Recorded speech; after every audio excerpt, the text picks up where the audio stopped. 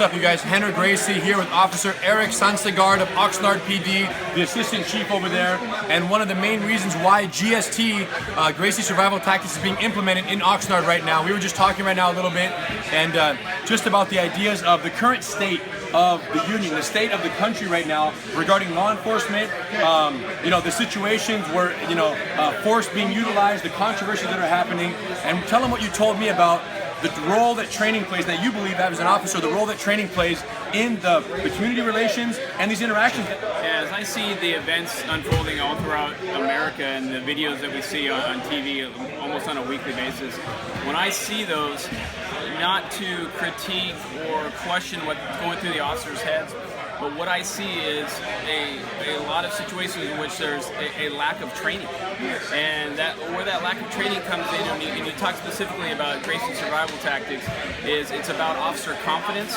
it's about officer self-awareness, and that maybe doesn't translate to the very end of a conflict. When you're wrestling with someone who has a gun and they pull out a gun, that there's certain things officers have to do.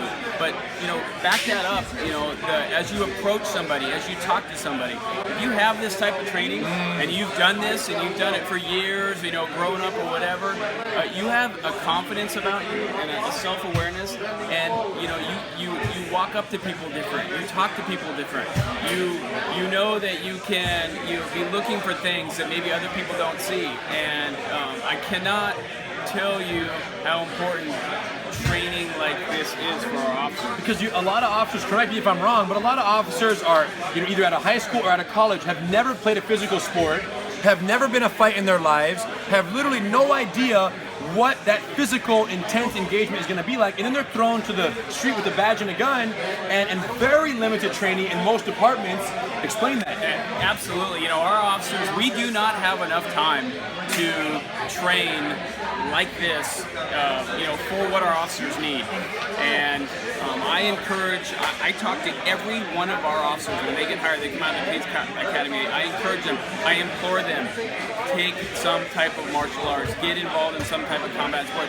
We have people that work out on the street that have never even been thrown to the ground. Right. And if you get thrown on the ground and that's foreign to you, you just lock up.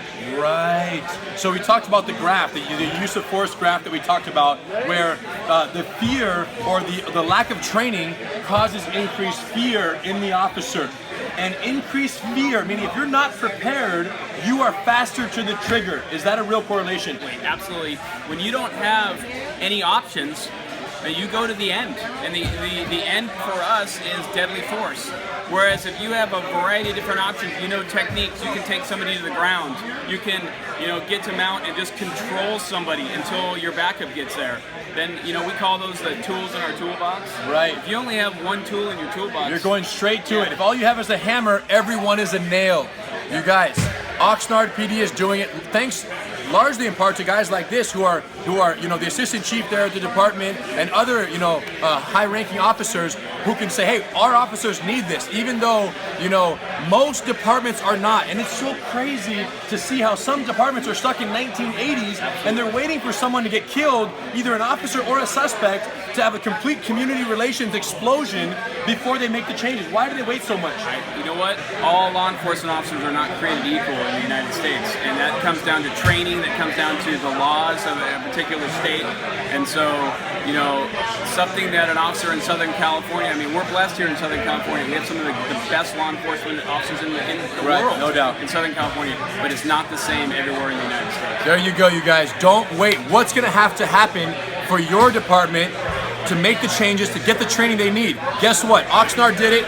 Turn around the camera, please. Every department you can imagine here, from CHP to DEA to every federal, state, local law enforcement, almost 100 people here ready to learn. They're doing their part, and the question is, what's it going to take for you to do yours? Thank you very much, man. I appreciate all the good work, and thanks for sending the guys.